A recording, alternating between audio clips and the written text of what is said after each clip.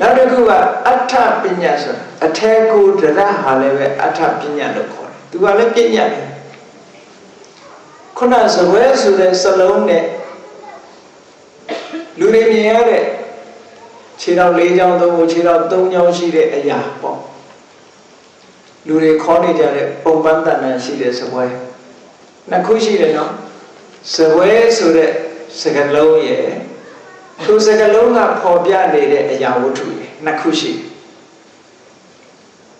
စပွဲဆိုတဲ့စကလုံးကိုတတ္ထပညာလို့ခေါ်တယ်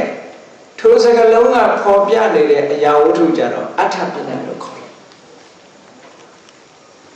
အဲ့ဒီအဋ္ဌပညာကိုဘာကြောင့်ပညာလို့ခေါ်လို့ဆို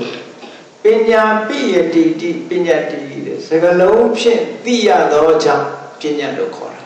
မှန်ပါပါဗျာဟောလူကိုသိတဲ့အခါလည်းပဲစကလုံးနဲ့ပဲသိရတာပဲတယောက်နဲ့တယောက်ပြောတဲ့စကလုံးနဲ့ပဲသိရတာပဲ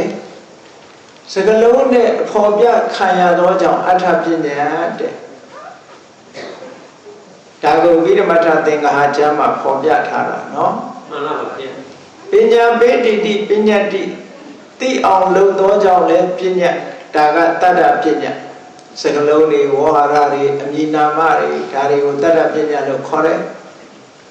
ထိုစကလုံးတွေအမည်နာမတွေဝေါဟာရတွေကနေဖော်ပြတဲ့အရာဝတ္ထုကြတော့အဋ္ဌပညာ